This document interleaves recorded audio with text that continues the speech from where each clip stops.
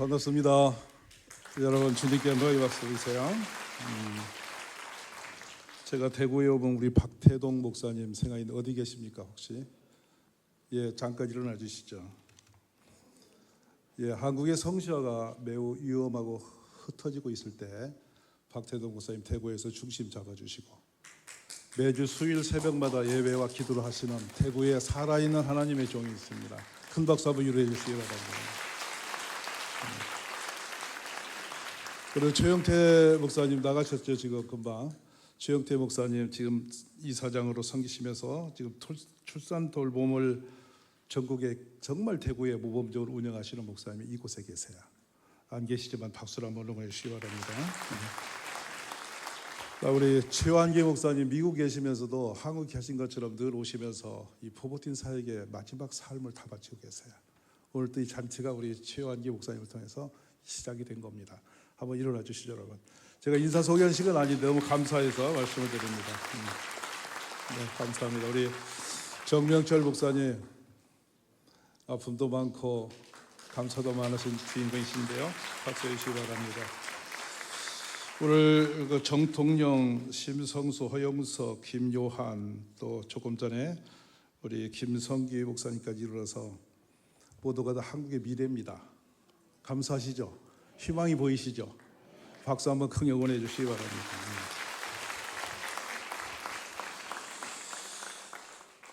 오늘 성경 한 절을 우리가 같이 보면서 시작했으면 하는데요.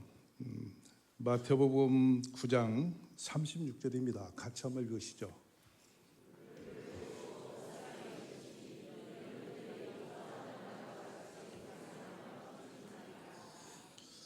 보는 눈은 누구나 다 있지요. 그런데 그 보는 각도와 깊이가 다른 것이 문제입니다. 지금까지 강의했던 모든 내용 중에 저 목사님들이 저 사역에 우리의 감동과 또 소망을 줄 수 있는 모든 핵심은 보는 눈이 있었던 거예요. 그 시대, 그 상황, 그 문제를 보는 눈이에요. 사람이 눈으로 보는 것 말고요, 주님이 보시는 그 눈으로 보는 눈입니다. 저는 아예 30년 동안 어린이 사역을 집중하면서 교회를 이렇게 생각 위로 크게 부엌이 된 교회를 섬기게 됐는데 그 모든 그 핵심에는 항상 하나님의 마음이 보였던 것이에요. 오늘 여러분은 뭘 보고 계신지 모르겠어요. 여기 와서 보시면 어떤 목사님이 화려한 이야기를 해도 내 것이 될 수 없어요. 왜냐하면 그 스피릿을 모르면 그런 프로그램이 있다 이야기로 끝나지 현실로 열매를 못 맺습니다. 이 시간에 제가 짧지만은 이 핵심을 함께 나눠서 하는 시간이고요. 저희 교회 프로그램은 4월 20일 날 1일 컨퍼런스 합니다. 하도 많은 분이 매일 너무 많이 찾아오시고 시도 때 또 오시기 때문에 일일이 다 소개를 할 수 없어서 하루를 묶었어요. 그때 오시면 그동안 운영되었던 모든 프로그램을 자료로 여러분이 다운받아 쓸 수 있도록 다 제공해드리고 해보실 수 있는 지원을 해드릴 생각이거든요. 기억하셨다 한번 오시기 바랍니다. 근데 어쨌든 저는 저기에서 볼 때에 한번 보십시오. 무리를 보시고 주님이 느끼는 각도가 불쌍히 여기시니 그 문제를 한 발 더 가십니다. 이는 그들이 목 잡는 양과 같이 고생하며 기진함이라. 바로 이 마태 9장은 앞에 혈병 여인 나오고 귀신 들린 사람, 병든 사람, 그곳에 환자를 고친 것을 보는 바리새인도 그것을 보았고 예수님도 보셨고 제자도 보았어요. 유일하게 예수님만 그들을 목 잡는 양으로 보셨고 그들을 불쌍히 여기시는 눈으로 보고 계셔요. 우리는 이 본다는 용어가 얼마나 크게 우리에게 다가오는 메시지인지 모릅니다. 오늘 또 옆에 계신 분을 여러분이 보고 있다면 이분의 삶이 보이고 아픔이 보이고 눈물이 보이고 슬픔과 고통이 보인다면 우리의 만남은 또 다른 믿음의 역사로 시작이 돼요. 그게 없다면 그냥 그 사람인 겁니다. 가장 안 좋은 3인칭이죠. 하나님 주신 여자 그로 인했을 때가 이렇게 되었다고 원망하고 있던 아담의 3인칭이 우리 삶에 들어와 있어요. 오늘 우리 서로 보면서 길에 있는 어린아이 하나를 보면서도 주님이 보시는 눈으로 보는 눈이 열리기를 기도하십시오. 그게 보이는 사람은 그냥 지나칠 수가 없어요. 뭔가 하지 않고는 견딜 수 없어요. 왜? 불쌍한 사람을 그냥 놓고 가는 것은 사람이 아니거든요. 그러니까 우리는 많이 보죠. 예수님이 사마리아 나그네 얘기를 우리에게 들려줄 때에 끄덕여요. 아, 그렇지. 나도 저렇게 사는 것이 맞지. 근데 일상을 살 때는 종교인처럼 사는 분이 너무 많아요. 내의족처럼 지나갑니다. 처음 이 돌봄이 시작된 것이 언제였냐면 우리 IMF 때였어요. 자살했는데요. 또 망했는데요. 예전에는 아빠들이 흔들렸거든요. 근데 IMF 보니까 엄마들이 집 올라가요. 집에 엄마 없는 아이들의 모습이 눈에 들어옵니다. 사회적으로 그때는 이 복지라는 게 잘 제도적이 되지 않았을 때예요.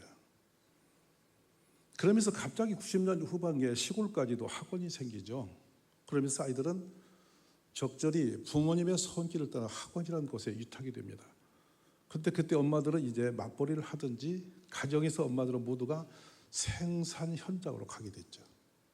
아이들만 남았어요. 그러니까 그들을 맡길 곳이 없으니까 곳곳에 빌딩이 생기면 학원이 먼저 들어섰어요. 그런데 그 학원이 효과적이진 않았습니다. 왜냐하면 강남의 학원처럼 갈 수는 없거든요. 근데 엄마가 돌면서 아이 둘이 되고 셋이 되면 그 아이 뒷발에 학원비를 내고 나면 소득이 없어요. 근데 아이도 돌보지 못하면서 아이도 부실하게 키우면서 무게감은 커져가고 아픔이 커졌죠.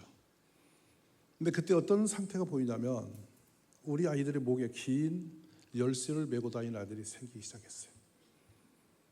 참 가슴이 아팠습니다. 이 아이는 분명히 그 아파트 문을 자기가 제일 먼저 여는 아이죠. 그럴 수밖에 없는 거죠. 그러니까 열쇠가 손에 있는 거죠. 그거를 혹시 잊어버릴까 싶으니까 잃지 않도록 어머니가 긴 목줄을 걸어놓은 거죠. 어린아이들은 뒤에 몇 동 몇 호 전화번호까지 새겨 두고 다녔습니다. 먼저 그래서 그 아이의 입장으로 들어가 봤어요. 아무도 없는 방에 저녁도 굶고 학원 두세 곳 돌다가 키를 열고 들어가면 깜깜한 아파트. 문을 열고 들어가서 불을 켤 때 그 형광등이 떨리는 소리가 이 아이는 어떻게 느껴질까 하는 거예요. 분명 엄마는 당부했을 거예요. 냉장고에 먹을 거 있어. 너 오거든 그거 빼먹어. 근데 아이가 그 냉장고 열고 먹을 마음이 있을까요? 그냥 쓰러져 자는 거죠. 그 한밤에 들어온 엄마가 이 아이를 깨워야 될까요? 깨워서 밥을 먹여야 될까요? 놔두고 그냥 자야 될까요? 그 어머니 마음은 어디로 가 있을까요? 깨우면 지친 아이가 화를 내면서 짜증을 낼 거고 또 밤늦게 그걸 해주는 것도 제대로 애가 소화나 시킬까 하는 걱정이 또 따르고 그냥 재우자니 엄마 마음이 무너지고 그러면서 젊은 세대는 아이를 낳는 것이 두려움이 됩니다. 괜히 낳았어. 이 무거운 짐을 자식에게 줘서는 안 되지. 하나나 키우자. 누가 그를 권면하고 둘을 낳으라고 그러고 셋을 낳으라고 말할 자격이 있어요. 버림받은 아이들이에요. 그런데 지금도 이 아이들은요. 더 많은 학원을 다니게 됩니다. 경제력이 좋아졌어요. 3만 불 넘었죠. 그런데 아침을 제때 제대로 챙기지 못한 아이가 대다수입니다. 학교에 급식을 먹어야 돼요. 근데 급식이 고학년에게는 익숙해져 있지만 1, 2, 3학년 아이들에게는 너무 낯설고 힘든 곳입니다. 덩치 큰 형들이 밀어버리면 밀리죠. 그거 턱 위에서 담는 자체부터가 부담이죠. 그러니까 싫은 거예요. 그러니까 거다수 안 먹는 아이가 많습니다.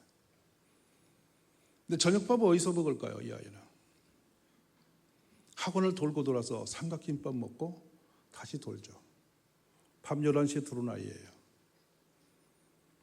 도저히 가정 자체가 무너졌어요. 애들이 설 곳이 없어요. 근데 누구도 그 아이들을 효과적으로 돌 줄 모르고 있었던 거예요. 그런데 저의 눈에는 누가 들어왔냐면 학원에 못 가는 아이들이 들어왔어요. 현대 아파트라는 600세대 사는 곳에 그 아파트를 매일 전도를 하니까 한 34% 주민이 교회에 들어왔어요. 그런데 이렇게 오후에 전도하려고 나가서 아이들에게 먹거리를 나눠주고 있는데 일부 아이들이 오면요 2번, 3번 달라고 그래요. 근데 그 아이들이 오후에 안 보이는 아이들이에요. 친구들은 전부 학원으로 갔는데요. 자기는 갈 곳이 없어요. 집에 들어가 있어요. 당신은 TV밖에 없을 때예요. TV 보다가 지쳤는데 먹을 거 준다니까 뛰나온 거예요. 근데 눈치를 봐요, 세상을. 왜냐하면 오후 늦게 길거리 아파트 그 골목을 다니면 너 학원 안 갔니? 물어요. 뭐라고 대답해야 돼요? 예, 저 안 다녀요. 그 말은 사람들이 이상한 아이로 보이는 거예요. 그래 600세대에 있는 곳에 3층 조그마한 그 빈 사무실을 빌려서 아이들의 공부방을 열어봤어요. 다른 거 말고 영어 하고 싶은 애만 하라 그랬어요. 2명이 왔는데 갑자기 7명이 돼요. 갑자기 20명이 돼 금방 몇십 명이 됐어요.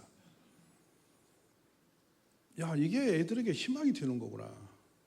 근데 놀라운 거죠. 교회를 오라는 말 한마디도 안 했는데 거기서 2km 떨어진 산속에 저희 교회가 있었어요. 애들이 친구를 데리고 와요. 왜냐하면 아이들이 고마운 거예요. 먹을 것 주는 사람, 공부 가르쳐주는 사람, 저녁에 챙겨주는 사람. 이 작아 보이지만 이 아이들의 인생이 전부 같아요. 근데 어느 날 교회 오더니 하나하나 애들을 데리고 들어옵니다. 억지로 전도하라는 그 퍼포먼스 전혀 필요 없어요. 미안하니까 좋으니까 데리고 오는 거예요. 이것이 지금 말하는 여러분 방과후 돌봄 센터로 국가 제도가 됩니다. 감사하지 않습니까? 이제 전국화되고 있죠, 이게. 그래서 이걸 국회로 또 청와대로 문교부로 또 보육부로 여성부로 계속 자료를 만들어 책을 만들어 보내기 시작했어요. 이런 제도가 종교기관 및 사회제도로 만들어져야만 우리나라 출산이 바뀐다. 날 수 있다. 그래서 하나하나 시작이 됐는데 놀랍게도 교회가 제일로 뒤에서 안 하더라고요. 지금 사회적으로 이게 많이 생겼고 이미 제도가 되고 정착가 되는데 이상하게 교회는 어린이의 목마름이 많다면서도 이런 것을 안 해요. 심각하죠. 또 하나는 IMF 이후로 조선자녀라는 새로운 이름이 이 땅에 생겼어요. 기억나시죠? 조선자녀가 뭐야? 그거 우리나라에 없던 이름이에요. 맞아요, 안 맞아요? 처음 들었어요, 저도. 조선이 뭐야? 조선이 뭐야? 방송에 종종 나와요. 보니까 할머니, 할아버지 손에 위탁되어진 아이들이에요. 부모가 결손되면 자녀는 시골에 할머니, 할아버지 오는 거예요. 그래서 당진에 있는 7개 학교를, 초등학교를 찾아다니면서 그랬는데 교장 선생님이 개인의 프라이버시를 오픈할 수 없다고 법이라고 딱 차단했어요. 6개월 동안 교장 선생님을 계속 만나 식사를 하면서 제가 사정을 했어요. 딴 데 쓰려는 게 아니고 도와주려고 그런 거니까 달라고. 근데 그 담임 선생님이 또 줄 수 없다고 한다 이거예요. 이래 드디어 제 손에 7명 아이 이름이 그 7학교 아이 이름이 들어오고 제가 그때 무척 충격을 받았어요. 148명이 나와요. 쇼크했어요. 그래 빌딩을 하나 빌려서 아이들을 돌봄센터를 열고 그 아이들을 불러들였는데요. 48명이 들어와요. 참 이상해요. 100명이 안 오고 48명이 딱 들어왔어요. 시작을 했어요. 애들의 간식을 줍니다. 목욕을 시켜줍니다. 이발을 해주고 옷을 사입힙니다. 저녁밥을 해먹입니다. 그러다가 이제 우리가 그때는 저도 개척이니까 인력이 효과적이지 않아서 현대제철이라는 데가 있어요. 저희 교회. 제철소 아저씨들에게 초등학교 1학년 산수를 수학을 3D 개념으로 살아있는 공부로 좀 어떻게 프로그램 만들어 보내라 갖고 와서 가르쳐달라 이랬더니 아저씨들이 오시는데요. 하나 더하기 하나는 이것이 아니에요. 사과가 굴러오고 배가 굴러오고 둘이 붙어서 둘하고 뜨고 막 이렇게 거리가 애들이 너무 재밌어요 하는 거예요. 갑자기 살아있는 역사가 시작이 된 거예요. 그러니까 이 소문이 나고 재밌으니까 애들이 수학을 배우기 시작하는 거예요. 공부라는 것을 전혀 모르던 아이들이에요. 5학년 아이가 이 토스트를 갖다가 줬는데 쟁반에 토스트를 가득 들고 애들 놀아주려고 들어갔는데 그걸 엎드려서 뭉개버리는 거예요. 왜 그러냐 했더니 아무도 먹지 마라. 분노입니다. 뜨거운 여름에 길에 누워있어요. 왜냐하면 깔아버리라. 부모가 없는 것으로 그치지 않고 이 아이들의 가슴에는 상처와 아픔이 점점 커지고 있는 거예요. 얼마나 마음이 아픈지 말을 할 수 없어요. 그래서 이 아이들 돌보다가 9년 하고 나니까 국가가 아동 돌봄 센터를 만들었어요. 지금 전국에 한 1만 3천 개 돌아갑니다. 하나님이 보게 하셨고 했는데 그것이 이렇게 국가적인 제도가 되었는데 사실은 없어야 할 기관이죠. 가정이 건강했더라면 그런 제도가 필요가 없잖아요. 근데 교회 밖에 이런 사랑을 줄 수 있는 공간은 없잖아요. 근데 거기서 일어날 일들이 어떤 것들이냐면요. 중학교 여자아이가 여름인데 긴 치마를 청바지로 된 그 긴 치마를 걸치고 오는데 한쪽 발을 들고 이렇게 막대기 하나에 팔 하나를 걸치고 온단 말이에요. 하나이는 온몸을 옆에 누웠다 일어나면서 또 오는 딸아이가 있어요. 시장에서 이 할머니가 그 호떡을 파는 할머니의 손녀딸이에요. 그 집에 가니까 방 한 칸에 4명의 아이가 살고 있어요. 오빠들, 딸들. 근데 그 중 하나가 발이 빠져버린 거죠. 근데 우연히 서울중앙병원에 데리고 가서 진찰해 보니까 선천적으로 고관절이 빠져서 그런 아이예요. 하나이는 3년 전에 운동장에서 부러진 자리를 누구도 치료하지 않아서 부러진 뼈가 거꾸로 자랐어요. 신경 없이 자라서 그거를 감추고 다니는데 집에 가보니까 아버지는 알코올 중독자, 어머니는 정신장애자, 애가 넷이 살고 있는 거예요. 자, 이 아이들은 이제 수술하는데 그때 제가 잊을 수 없어요. 그 털이 6,400이 나와요. 그래서 모금 운동을 했는데 제 털이 한 2,000 좀 넘게 모아졌을 때입니다. 의사 선생님께서 뭐라고 말씀하시냐면 어느 날 저에게 부르더니 크리스찬이냐고 그렇다고 했더니 이때를 위해서 우리가 의사가 되지 않았냐 이러면서 그 치료비를 무료로 해주셨어요. 할렐루야. 하나님이 도우심인 거예요. 그거는 이제 그 시골 교회 옆에다가 집을 지어줬죠. 12월 23일 날 입당식을 합니다. 입주식을 해요. 집은 지었는데 가구 살 돈이 없으니까 당진에 있는 모든 장자 붙은 분은 다 소집시켰습니다. 찾아다녔습니다. 경찰서장님 TV 하나 사세요.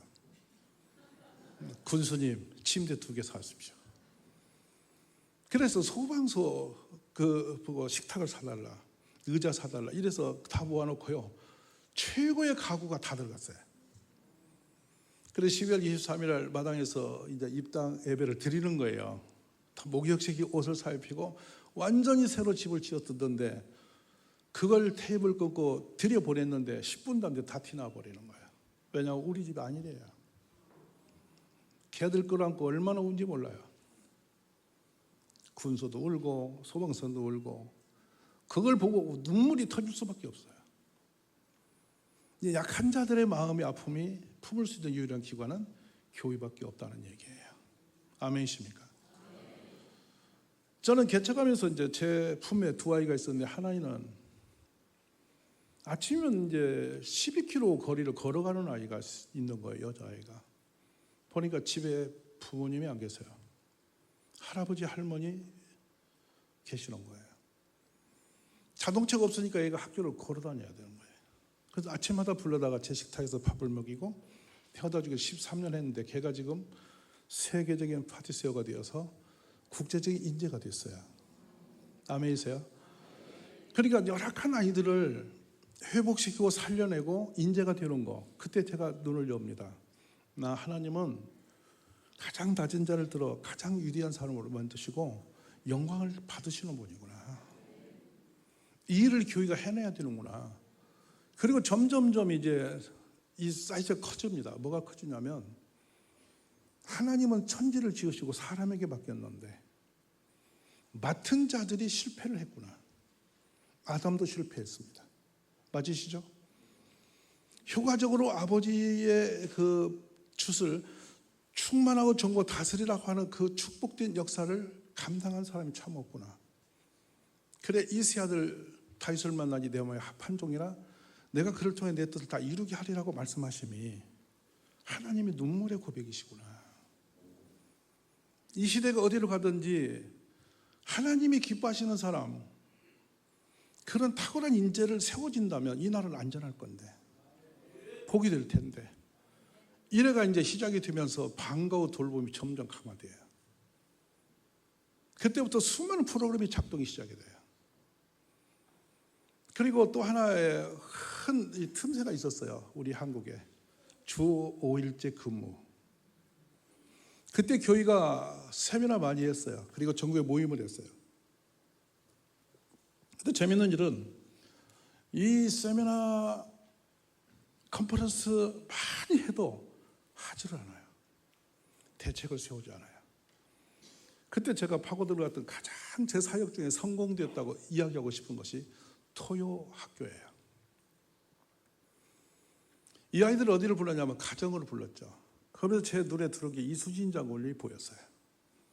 이순신 장군은 어디에서 그렇게 훈련을 잘 받아서 일본의 도요토미 히데요시가 천하의 해군을 다 훈련시켜 보내도 그냥 한 방에 다 엎어버렸을까? 궁금하지 않으세요?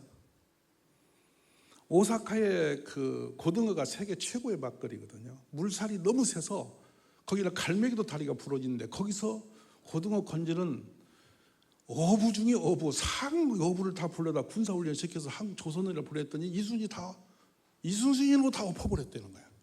다 죽였다는 거야. 히데요시가 참여 안 오는 거예요, 놀래서. 그러면 이순신을 어디서 그렇게 배웠을까 보니 어릴 때 막대기를 그 뒷동산에서 큰 것 같아. 아멘 안 하세요? 거기서 된 인재야. 언제 이순신이 군대 훈련을 받은 적이 있겠어. 그냥 동네 뛰놀다 됐지. 그래서 그린 것이 토요학교예요. 토요일날 오면은 우리 애들끼리 어느 집에도 세우는데 내가 물어볼게요. 어떻게 해야 집을 열어주는가 보면, 자, 아무개 집사님, 지금 7살짜리 아이가 앞으로 큰 지도자 되기 원하시죠? 그럼 그렇대요. 근데 보자. 어떻게 지도자가 되어지나요? 두리번거려요. 학교 점수로? 근데 집사님, 엄마 지능 지수가 아이에게 유전된다고 알고 있어? 맞아, 안 맞아? 그러니까 엄마 보면 얘 점수 보여. 그럼 애한테 지금 기대치가 높아 적어. 그래도 얼굴이 뻘개져요. 그럼 방법을 바꾸자. 머리로 줄 세우기 위해서 수능 시험에 점수 매기기로 인생 세우지 말고 다른 길을 택하자. 지도자로 만들자. 골목에도 대장이 있다. 대장 훈련 시키자 해서 만든 게 토요학교예요. 이 말 듣고 공부 안 되는 집 애들이 제일 먼저 문 열어요. 할렐루야. 얼마나 재밌는지 몰라. 그래서 그 집에서 놀이터를 만드는데 여러분, 우리 집 아이가 그 파티의 주인공이에요. 초청하고 섬기고 보내주는 거예요. 3년만 하면 골목 대장 그냥 되어 있어요. 아멘이세요? 그러니까 애들이 또 계속 오도록 하려니 지도력이 필요해. 기도가 필요하고, 가서 지가 낮은 자세도 살아야 되고, 잘 섬겨야 되고. 그러니까 지가 딴짓하면 있던 애가 다 도망쳐삐잖아. 근데 적어도 3년은 유지해야 되니까 이 아이가 얼마나 목사님스러운지. 그래서 온갖 것 좋은 거 맛있는 거 다 준비시키고 엄마 보고 온갖 얼굴에 웃음꽃은 다 피면서 어서 오세요 이래가 친구 동생을 앉혀놓고 지가 2시간 동안 섬기다 보니 바닥이 나잖아. 그래서 이제 시작되는 것이 목사님 설교를, 지난주 설교를 받아서 이야기거리로 그 이야기를 나누기 시작한 거예요. 여러분 상상이 되십니까? 목사님 설교를 지가 해야 돼. 어렵겠어 쉽겠어? 얼마나 설교를 받아 쓰는지, 뺏기는지, 거기다 토를 다는지, 그리고 1, 2, 3, 4, 5, 6 해가지고 거기다 토를 달아서 할 말을 또 적어놓고 설교 준비를 설교 들으면서 해. 좋아요 안 좋아요? 대박이 나는 거예요 이게. 그러니까 설교 시간에 저를 안 봐. 뭐 쓰느라고 정신이 없어. 왜냐하면 써먹어야 되니까. 여러분 뺏기는 사람은 열심히 출정합니다. 가서 활용해야 할 사람은 엄청나게 공부를 하게 돼 있죠. 여러분이 만약에 목사님의 설교를 받아서 월요일날 다른 분에게 가서 설교를 해줘야 할 이유가 분명하게 그런 일이 생긴다면 주일날 설교 시간에 눈 깜빡거리고 졸겠어요? 절대 그럴 수 없어요. 그냥 듣고 말아버리면 책임 없으면 그냥 눈 감고도 충 들은 척하고, 교회는 신뢰감이 있잖아요. 눈 뜨고 자는 거. 설교를 그렇게 듣잖아요, 여러분. 이게 그래서 이제 이 아이들이 이 모임을 통해서 지역의 아이들을 자기적으로 초청하는데, 최하 모임이 손가락 5개예요. 아멘이세요? 5명 아이를 1년간 유지하는 게 쉬울까요, 어려울까요? 별의별 핑계를 다 대는 거예요. 그런데 우리 아이가 지도자가 되기 위하여 지금 훈련 중이라면 엄마가 주말에 어디 갈까요? 아빠가 갈까요? 엄마 아빠 안 도와주면 애가 울고 난리나는 거예요. 그러니까 엄마가 도우미가 되고 애가 주인공이 되어서 가정에서 토요학교를 하는데, 이게 저희 교회의 핵폭발 전도 기법이었어요. 애들이 왔습니다. 근데 거기서 가르치는 게 있죠. 언어, 예절, 이런 걸 철저히 가르치기 시작했어요. 그것으로 같이 교제하고 서로 인사하고 또 예절적인 언어 쓰고 교제 바뀌는데요. 이게 집으로 연결되니까 부모님들이 놀라요. 안 믿는 부모가 놀라요. 애가 놀다 왔는데 아빠한테 존칭어를 써요. 그러니까 아버지가 놀래가지고 처음에는 아버지라고 부르면 징그럽다고 무섭다고 하지 말라고. 아버지가 아버지를 부르지 말해. 무슨 말 하세요? 그러니까 너무 웃기는 게 뭐냐면, 50 먹은 시어머니가 그 위에 어머니한테 엄마야 해. 그러니까 우리는 아동의 언어가 지금 어른까지 연결되어서 쓰고 있거든요. 희한하지 않으세요? 60 먹은 할머니가 자기 남편 보고 우리 신랑이라 그래요. 여러분 얼마나 우스운지 몰라요. 용어 자체가 지금 완전히 세대를 뛰어넘었어요. 근데 아이들이 갔을 때 보세요. 30대 중반의 아버지를 초등학교 2학년짜리가 아버지라고 부를 때 분위기 어떻겠어요? 아버지 엄청 아버지 됩니다. 엄청 놀래요. 그리고 식탁에서 기도를 하는 거예요. 지가 배웠잖아, 동네에서. 기도는 왜 하는 줄 아냐? 기도 없이 먹는 건 동물이야. 돼지는 먹는 것부터 먹는다. 근데 사람은 하나님께 감사하며 먹는 거야. 그게 기도 없이 막 먹는 것은 동물이다. 그러니까 아빠가 그냥 막 먹으면, 아빠 잠깐, 아빠 동물이야? 이러면 아빠가 뭔 말이냐? 그럼 잠깐 눈 감아봐. 그리고 애가 기도해. 감동이 있을까요, 없을까요? 이것이 이제 부모님이 교회로 오기 시작하는 전략이 되었어요. 애가 좋아지고 변화되니까 부모님은 저절로 그 기관이 좋아지는 거예요. 와보니까 자기 아들이, 딸이 지도자가 되어 있는 거예요. 저는 이럴 수 없는 거는 초등 3학년이 자기 지도자 하겠다고 연락이 와요. 엄마 통해서 저한테 이제 청탁이 들어왔어요. 그래서 애들을 붙였죠. 주말에 장을 봐요. 애들 앉혀놓고 제가 선생 노릇을 해보는 거예요. 여러분, 어린아이가 선생님 노릇하는 게 좋을까요, 나쁠까요? 엄청 신납니다. 자부심이 생깁니다. 그리고 애들 1, 2, 3, 4 똑바로 대답해? 이러면서 막 이렇게 하면서 애들이 가르치면 너무 재밌는 거예요. 걔들이 커서 인재가 되는 거예요. 자, 이것이 교회에서 일어날 수 있는, 교회 학교가 세상과 구별되고 가장 축복된 역사로 부흥할 수 있는 전략들이에요. 매우 어려우십니까, 이게? 문제는 출발점이 어디서 온 거냐면, 그들의 상황을 보는 눈으로 보면 길이 보이는 거예요. 아멘. 근데 토요일날 이제 그래서 그렇게 하다 보니까 저 변두리에 있는 한 아파트 존이 있었어요. 한 800세대. 애들이 저한테 왔어요. 와서 뭐냐면, 왜 우리 동네는 자동차가 없냐는 거예요. 그거 뭐라고 그랬더니 자기들이 차를 사주면 차를 다 태우고 오겠다는 거예요. 그것도 새벽을. 제가 처음에는 믿어지지가 않았어요. 근데 지들끼리 소급을 모아보니 50명이 넘은 거야. 그러니까 애들이 50명을 넘으면 뿔렸지. 그래서 차를 사달라 그래서 그 당시 35인승 차를 사줬어요. 새벽에 꽉 채워서 와요. 어른보다 나아요. 왜냐면 애들은 시킨 대로 순종해요. 여러분은 계산하고 넘어가잖아요. 애들은 그대로 순종하고 반응해요. 얼마나 놀라운지 모르죠. 이게 이제 토요 학기를 통한 주 5일제가 교회가 더 부흥하는 기회가 되었던 역사들이에요. 그 자료들이 동네마다 돌아가면서 점점 재미난 게 뭐냐면, 애들이 모이다 보면 이제 심심해진 거예요. 거리가 있으면 좋아진 거예요. 그래 나중에는 사회봉사한다고 마을에 쓰레기를 주로 자기끼리 돌아다녀요.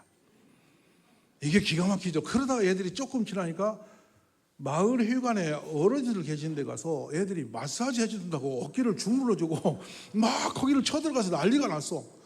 할머니 할아버지가 너무 고마운데 이 쪼맨 애들이 와서 막 주물러주고 이야기 걸어주고 놀아주고 막 청소한다고 땅 닦고 이러니까 너무 미안하고 예뻐가지고 토요일 날은 그 노인정을 애들용으로 비우고 본인들이 안 나와. 할렐루야. 그러니까 그 지역 자체가 전부 아이들 때문에 바뀌는데요. 그러면서 육급수 때문에 고민하는 저희 당진에 문제가 있었는데 그게 사교천 호의 문제였어요. 박정희 대통령이 마지막 막았던 그것 때문에요. 물이 너무 썩었다. 방송에 나왔는데 하나이가 와서 그래요. 저거 우리가 치우러 간대. 왜냐면 그게 이렇게 경사지로 들어가다 물에 빠지면 그냥 못 나와. 근데도 우리가 할 수 있대. 애들이 200여 명이 가서 8일 동안 그걸 주웠는데요. 쓰레기. 물속에 있는 쓰레기를 다 주워 올려놓고 쌓아두기 시작했는데 산처럼 쌓여가지고 시청에서 그걸 이틀 치웠어요. 그게 이제 봉사에 눈이 열린 거예요, 애들이. 그래가지고 태안에 기름때 있을 때 딱 애들이 한 주간 가서 기름을 닦아요. 놀라지 않으세요? 이 아이들이 단체, 공동체에 맛을 들이고 나니까 뭔가 그냥 동네가 돌아가는데 학교에서 우리 애들 건드리면 난리 납니다. 이게 이제 마을로 묶여졌어요. 예를 들어 보세요. 1200세대 있는 아파트 단지에 우리 초등학생이 전부 다 이제 형 동생이 되었어요. 이제 그렇게 해서. 근데 우리 동네 어떤 아이가 학교에서 좀 누가게 좀 공격을 당해. 그러면 온 동네가 다 나가. 덤빌 수가 없어. 여러분 재밌지 않으세요? 그러다 보니까 아이들이 자기네끼리 덩치가 커질수록 그룹이 커질수록 재미가 나니까 자꾸 자기들이 전도해서 자발적 전도인데 25년도에 저희 교회 등록 인원의 퍼센테이지를 보니까 0세, 9세가 50%예요. 놀라잖아요? 전도 안 했거든요. 애들끼리 데리고 온 애들입니다. 근데 한 번은 제가 아파트촌에 가다 놀란 것은 우리 애들이 한 7, 8명이 가는 거 근데 낯선 애를 가운데다 놓고 하나를 끌고 가더라고. 마켓에 가서 사주면서 구실려고 8명이 붙어가지고 하나이를 지금 집중 공격하고 있는 거야. 걔가 동네에서 살아남기 위해서는 올 수밖에 없어. 이해가 되셨어요? 그러니까 한 클래스에 가니까 20명이 이제 4학년이 20명인데 18명이 동일교회 주일학생이야. 그러니까 그 교실은 동일교회 주일학교예요. 선생님이 세뇌되게 생겼어 지금. 무슨 말 아시죠? 어린이를 향한 하나님의 사랑은 폭발적 축복이 된다는 사실이에요. 아멘이십니까? 어떤 시스템으로 가지고 프로그램 하는 것은 일시적으로 할 수 있어요. 그렇지만 이 중심된 스피릿이 심어질 때 그 교회가 부흥할 수 있다고 확신하는 거예요. 근데 더 재미있는 거는 이 어린아이 초등부 아이들이 중심에서 오다 보니까 엄마 아빠가 나이가 60대일까요? 한번 상상해 보세요. 초등학교 아이를 집중하여 교회로 데려오니까 그 엄마 아이는 30, 40대 될 수밖에 없죠. 그러니까 저희의 이제 교회 연령 분포도가 29세로 정점을 찍고 있는 게 아이들이 너무 많기 때문에 50 먹은 할머니가 손자 1살짜리 데려오면 25살 되는 거야. 산소 아주 간단해. 할렐루야. 너무 쉬운 거야. 60명인 할머니가 꼬맹이 하나 손자 0살짜리 얻고 와버리면 30살이 되어버리잖아. 이거 산소 어려우세요? 그러니까 다음 세대 3040이 억지로가 아니라 자연스럽게 어린아이 전도 중에서 이루어지고 있다는 거예요. 공감이 드시면 아멘하세요. 자, 이 프로그램이 점진적으로 이제 들어가는데 일반적 교회가 없는 프로그램이 저한테 하나 있어요. 그게 뭐냐면 화요일 날 성경 공부를 시키는 거예요. 이 공부는 뭐냐면 너무 초신자가 많으니까 예수님에 대해서 700분 100분을 7번 들으면 예수님을 뚫죠. 하나님에 대해 700분 또 우리가 성령님에 대해 700번 이런 식으로 교리적 공부를 계속 시키는데 입학은 있고 이제 저기는 없어요. 졸업은 없어요. 왜냐하면 주님 앞에 우리는 평생 회원이지 졸업받는 회원이 아니잖아요. 공감하시면 아멘하세요. 제가 전도할 때마다 천만이 하는 것이 한 번 가입하면 평생 동안 도망 못 가는 그런 집단이 있다. 그런 회원이 되는 것이 그게 쉬우면 그렇겠냐, 얼마나 좋으면 그러겠냐.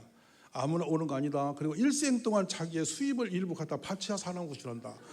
그런 조직이야. 이러면서 제가 전도해요. 그런데 놀라운 것은 그 학교에서 어떤 사람도 6개월 이내에 11조 생활 다 하고 예배자로서 서져요. 말씀이 그를 변화시키니까 가정이 변화되는 역사가 일어나는 거죠. 그래서 이 운동이 저는 전국 운동이 되었으면 하는 마음을 가지고 있어요. 보면 이제 근간에 우리가 여러 가지 이제 사역들을 하고 있습니다만은 누가 좀 넘겨주면 좋겠는데요. 여러 가지 사역을 하고 있지만은 우리 아이들이 교회에 와서 저기 뭡니까 한번 열어보십시오. 거기를 라면빵인가 보네요. 우리나라에 있는 모든 라면을 종류별로 다 삶으면 얼마나 필요할 것 같아요. 금전적으로. 저희 교회 오면 100% 다 있어요. 여러분이 듣도 보도 않은 라면이 있어요. 제주도 라면도 있고요. 김포 라면도 있어요. 동네마다 라면을 이름으로 붙인 거 저도 알았어요. 처음 보시죠? 저게 아이들에게 대박나는 프로그램이에요. 저 중간에 보시죠. 지금 조금 전 거 보세요. 다시 어게인 해주세요. 예. 근데 보세요. 저 가운데에 모래시계가 있죠. 책을 30분 읽고 내용을 인지하면 라면 한 그릇이 무료로 제공이 됩니다. 아이들이 근데 저거를요, 그렇게 처음에는 어설피하다가 점점 책의 즐거움을 느끼고 책 보는 아이가 많아졌어요. 근데 목사님의 설교를 공책으로 받아 쓰고 와서 그 요약해서 와서 내용을 정확하게 인지하고 브리핑할 수 있으면 라면 하나 들어가거든요. 근데 옆에 친구는 받아서 라면을 먹고 지는 못 먹어요. 그럼 다음 주 어떤 일이 벌어질 것 같습니까? 눈물 훔치고 울고 야단합니다. 그러다가도 저 가죠. 저는 저 라면을 어디서 제가 고민했었냐면 이렇게 지방에 집필을 하거나 업무를 보고 제가 보통 새벽 2, 3시에 교회로 돌아가요. 새벽기도 섬기러 가는데 그 시간에 트럭을 운전하시는 분들이 그 저녁 라면을 그때 드세요. 어쩜 참 마음이 슬퍼요. 그 일부러 같이 앉아서 라면도 사주기도 하고 같이 이야기도 하고 이렇게 트럭 기사들하고 제가 교제를 하는데 이분들이 그 라면 하나를 얼마나 크게 위로를 받고 먹는지 몰라요. 그 라면 하나를 먹고 30분 쉬고 가야 그 종점에 자기 화물을 내릴 수가 있는 시간을 재면서 그 시간을 보내고 있어요. 아, 라면이 저분들에게는 참 큰 희망이구나. 근데 그렇게 맛있게 먹고 즐거워해요. 그래서 제가 라면 친구가 이제 고속도 많이 생겼죠, 제가. 근데 이 라면을 교회로 가져가면 재밌겠다. 근데 좀 더 아이들이 효과적으로 저걸 라면을 활용해서 좀 미끼 상품으로 써야 되겠다. 수분 몇 개 또 1+1 하는데 아이들에게 하나 더 재밌는 걸 해주자 해서 라면이 저게 우리 교회에 성경 설교 듣는 것과 애들의 이제 교제하는 시간으로 저희 점점 확정되는데 저기서 진짜 재밌는 스토리가 많이 나요. 뭐냐면 아이들 아빠가 젊은 아빠가 교회에 믿음이 없는 아빠가 애가 라면 얘기를 계속 해가지고 데려와서 라면 끓이는 아저씨로 변신시켜 놔요. 젊은 아빠가 라면을 끓입니다. 거기 와서. 그러면 막 딸이 가서 인증하고 우리 아빠라고 막 자랑하고 이렇게 생기는데 도망을 못 가죠.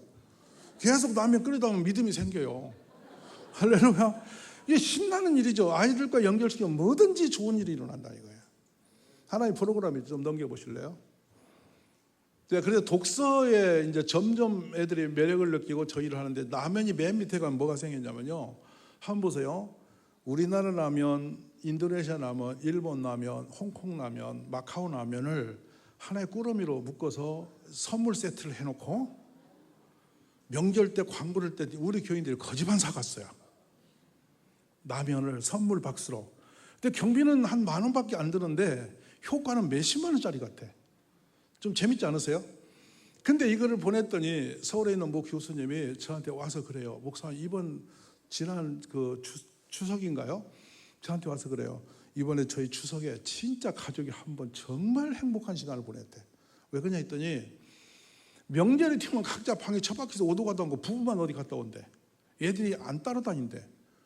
이걸 펴놓고 야 인도네시아 라면 이렇게 소리 지르더니 다 튀어나왔더래.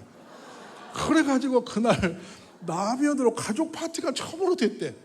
그리고 그날 대화가 터졌대. 아멘이세요? 그러니까 이거요. 작은 거지만 교회 공동체는 무엇이든지 우리가 은혜로 할 수 있다. 이 말씀을 드리는 거예요. 좀 넘겨보실래요?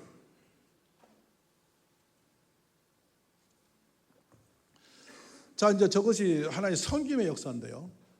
라면 하나 가지고 여러분이 라면을 10,000원 주고 먹으면 우리 애들에게 20명에게 라면이 공급이 됩니다. 자, 그러면 라면 10,000원에 먹는 게 억울하겠어요? 그러니까 기부 문화가 생활 정착화 되도록 하는 운동이에요. 근데 라면을 엄마 아빠가 사러 먹고 놓고 가면 20명의 아이들 뒤에서 그걸 그냥 먹을 수 있는 기회가 열린 거잖아요. 이 운동이 점점 뛰면서 다음 때는 그 교회에 헌금이 더 이상 지원되지 않아도 자생력이 있는 라면이 돼버린 거예요.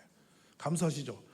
근데 너무 재밌는 거는 시장님하고 의원들이 저기 와서 어슬렁거리길래 라면 끓이는 저 기계가 얼마인 줄 아냐 했더니 모르겠대. 그거 하나씩 사라. 그래야 거기다 붙여놓는다 내가. 그랬더니 바로 사주더라고. 여러분 무슨 말 이해되세요? 이래서 아이들과 함께 지역사회 공동체가 라면으로 지금 회복되고 있는 너무 재밌는 일이죠. 자, 넘겨보십시다. 예, 이제 인형틀이를 한번 해봤어요. 제가 이제 아이들에게 좀 재밌고 좋은 뭔가를 퍼포먼스를 하고 싶었죠. 연말이 되어서. 그래서 뭘 했냐면 본인들이 갖고 놀아 버리는 인형을 교회로 갖다 기증하기, 예수님께 갖다 드리기 이랬더니 전부 다 대답을 안 해요. 그래서 물어봤더니 그게 얼마짜리인 줄 아니? 그리고 누가 사준 줄 알고 달라고 해. 저한테 덤벼들어 애들이. 그래서 저 라면 모으는 게 실패를 했어요. 그래서 제가 이렇게 말을 바꿨죠. 예수님께 가장 좋은 거를 드리는 것이 진짜 살아있는 믿음인데 예수님 앞에 가서 상 받고 싶은 녀석은 다 갖고 라. 다음 주에 10개씩 가져온 애도 있어요. 할렐루야. 그래서 서로가 막 경쟁이 붙어가지고 나 이게 저기 한 큰 탑이 되어버렸어요. 그랬더니 이거를 우리 조선일보 있죠. 조선일보 와서 저걸 또 취재해서 까가지고 온 전국으로 저게 날아갔어요. 근데 요즘에도 저 앞에는 애들이 끊임없이 없앨 수 없는 게 지금도 저 앞에 하나 서 있죠. 없앨 수 없는 이유가 뭐냐면 자기가 정들었던 인형이 그 매달려 있는 거야. 그래 올 때마다 안녕하고 묻고 쳐다보고 서 있어. 야, 너무 재밌는 거예요. 그게 제가 애들을 동력을 일으킵니다. 그리고 친구가 자랑해요. 저기 우리 할머니가 사준 건데 어쩌고 저쩌고 스토리가 계속 이어지고 있어요. 그래서 지금 지난 겨울에 올려놓은 걸 지금까지 뗄 수가 없이 유지 보존되고 있는 거예요. 왜냐하면 고객이 계속 있으니까. 재밌지 않으세요? 이 어린이들의 마음을 공감하고 이해하면서 한 발짝만 들어가면 어마어마한 축복문이 열리는 거예요. 아멘이십니까? 근데 끝으로 이 말씀을 제가 드리고 싶은 게 있는데 부모의 불안정한 가정이 아이들의 상처가 얼마나 큰지. 그래 이제 저는 우리 모든 아이들을 안아주는 운동을 적극적으로 합니다. 안아보면 그 아이의 사연이 느껴지는 거예요. 이 안기는 그 강도, 또 달려오는 속도, 그리고 꼭 끌어안는 그런 모든 것들이 그 아이 내면의 삶이 느껴져 오는 거예요. 이게 참 슬프죠. 엊그제는 한 아이가 온 얼굴에 아토피로 껍질이 다 벗겨지는 아이가 하나 중1짜리가 와 있었어요. 그 아이의 그 모습은요, 그 슬픈 눈빛으로 저희가 이렇게 옆에를 비끼가는 거예요. 그래서 왜 그러냐 했더니 자기가 더럽다. 근데 그 아이 뒤를 보면 이제 6살 먹은 극한 장애아가 있는 거예요. 6살 먹은 동생이 대소변을 몰라요. 엄마가 그 아이를 돌보는데 아침에 아파트 문을 열고 나가서 얘를 돌이키다가 쓰러져서 죽었어요. 그래서 아버지를 찾아가죠. 찾아가 보니까 굴에서 맞아서 장애가 와서 정상적 삶이 어려운 사람이 그 가정에 있는 거예요. 이 아이의 얼굴에서 그 모든 삶이, 아픔이, 슬픔이 다 고여 있는 거예요. 일부 예배 드리고 제가 그 얘기를 우리 교인들하고 이렇게 설교 시간 했어요. 우리 별이가 이렇게 아픈 아이가 우리 교회에 와 있다. 우리 얘를 도와야 되지 이랬는데 2부 예배 또 들어왔더라고요. 자기 아픔을 도울 수 있는 사람들이 여기 있다는 걸 이해한 거잖아요. 아멘이십니까? 근데 국가는 그 아이 둘을 흩어놓으려고 아버지가 돌보지 못하니까 극한 장애기관으로 또 장애기관으로 이렇게 나누려고 하기에 제가 그거를 노 터치 하지 마라. 건들지 마라. 우리가 책임진다. 우리가 당번정에서 수시로 이 아이를 돌봐서 큰 인재 만들겠다. 아멘이십니까? 저는 제 품에서 자랐던 슬픈 아이들의 사연이 참 많은데요. 그 한 아이가 아빠는 그 마약 중독으로 감옥소에서 평생 안 나오고, 엄마는 놔놓고 집을 나가볼 수 없고, 할머니 집에 얹혀 사는데 할머니가 목을 매 죽어버리고, 그래서 전문학교를 합격해놓고 많이 슬퍼하고 그마저도 갈 수 없다고 말한 아이예요. 그 아이가 28세에 유일의 교수로 대학 교수가 됩니다. 제빵과 전문학교를 졸업해서 지금은 세계 1인자가 되었죠. 자랑스러워요. 이렇게 저희 집에 오면 냉장고를 보는 아이가 있어요. 딸기를 내주니까 딸기를 이 탁자 밑으로 몸을 감추고 손만 올려 딸기를 끊어서 탁자 밑에서 먹는 아이예요. 그는 아빠 없는 아이예요. 부끄러운 거예요. 미안한 거예요. 그러니까 이 밑에 숨어서 손만 올리고 딸기를 꺼내 먹고 밑에서 먹어요. 아무리 올려도 다시 내려갑니다. 그런데 이 아이가 어느 날 지난 겨울이죠. 너무 추운 날인데 제가 나오니까 저를 뒤에서 처음으로 불렀어요. 목사요, 목사요 이래. 제가 왜 그러냐 했더니 추우니까 목도리 감고 나가라고. 제가 진짜 많이 울었어요. 걔가 저를 얼마나 관찰했으면, 그거 저녁밥 먹여주고 달래주고 좀 돌보는 그것이 뭐라고, 그것을 어떻게든지 자신은 자기 관심 속에 있기를 원하는 마음으로 저를 생각한다고 이렇게 저를 다시 돌려 세우고 목도리 매라고. 그리고 제 목도리를 끌고 오는 거예요. 이제 5살짜리예요. 얼마나 슬픕니까? 우리가 조금만 눈을 열고 보면 길거리에 우리 주변에 수많은 슬픈 아이들이 있어요. 부모님이 계셔도 안 계시면 못한 아이도 많고요. 공부에 밀려서 학교 다니는 자체가 지옥처럼 힘든 아이가 너무 많아요. 너무 과한 보호도 문제였고 너무 소홀한 것도 문제였고, 세상의 아이들은 안전지대가 별로 없어요. 근데 그 아이들 교회에 들어오면 길이 열리는 거예요. 인정해주고 사랑받고 존재감이 살아나고, 주일날 오면 품에 안겨서 한참을 있어 또 달려갔다 또 달려와 또 안아달라고 그러고, 주로 아버지가 없는 아이들은 격하게 안깁니다. 그리고 또 안아달라고, 더 세게 안아달라고 그러고 그래요. 그건 나 외롭다 아프다 그 얘기잖아요. 저는 전국 교회가 다음 세대에 없다라기보다는 우리가 보는 눈만 열리면 정말 많은 아이들을 교회를 통해 살려내고 이 나라 미래와 희망을 여는 기관이 될 수 있다고 확실합니다. 오늘 귀한 시간 주셔서 감사드리는데요. 여러분이 나가셔서 전도란 이름으로 사람을 이렇게 끌어올리라고 하지 마시고 사랑의 눈으로 세상을 보면 많은 사람들의 아픔이 보입니다. 눈물이 보입니다. 그들을 따뜻하게 손 한번 잡아주고 작은 것 사랑 한번 주면 그들은 마음이 울림이 되어서 주를 만나게 될 줄로 믿습니다. 감사합니다.